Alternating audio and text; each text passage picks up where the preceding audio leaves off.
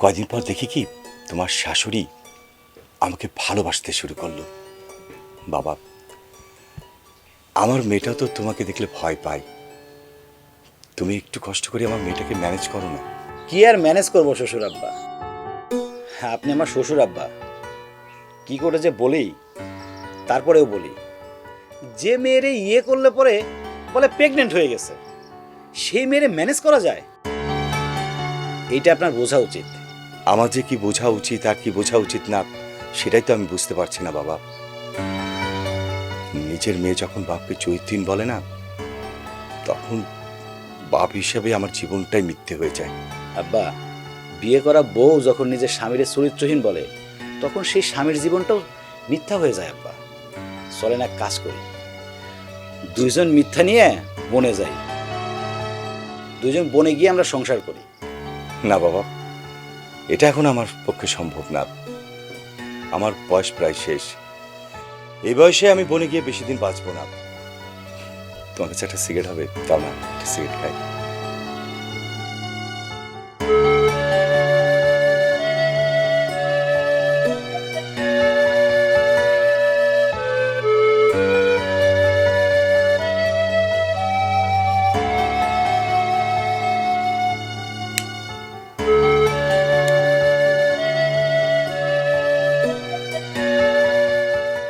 দেখো বাবা, তোমাকে আমি 5 বছর ধরে চিনি। যদিও তুমি আমার ছেলে বয়সী, তারপরে কিন্তু আমরা সবসময় বন্ধু হিসেবে চলেছি। তাই আজকে শ্বশুর হিসেবে না, বন্ধু হিসেবে তোমাকে আমি একটা কথা বলি।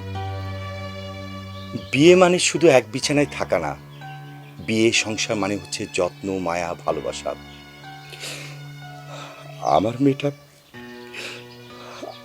আমার মেয়েটা কোনোদিন কোনো পুরুষের যত্ন পায়নি, তো তাই সে তোমাকে খারাপ ভাবছে।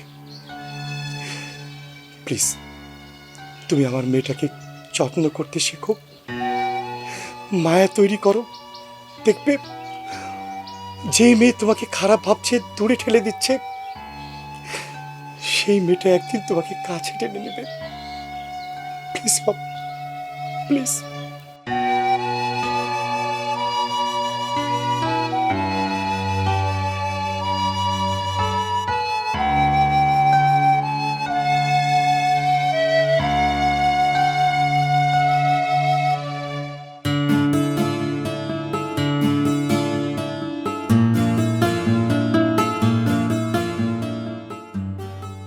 কি ব্যাপার, খালা তো বউ এরকম চুপচাপ হয়ে গেল কেন?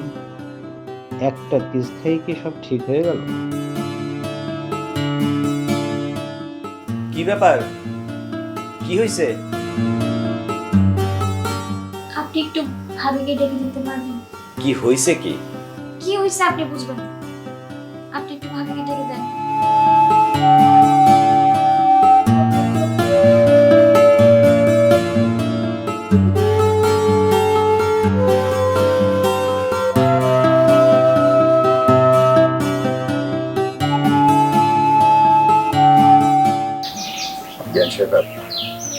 আপনি কি আমার উপর রাগ করে আছেন? সিসি, কি বলেন? আমি আপনার উপরে রাগ করি নাই।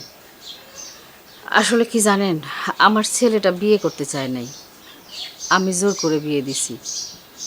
কিন্তু আপনার মেয়ে এখন যা শুরু করছে, আমার ছেলের সামনে আপনার আর আমার সম্মান তো থাকতেছে না।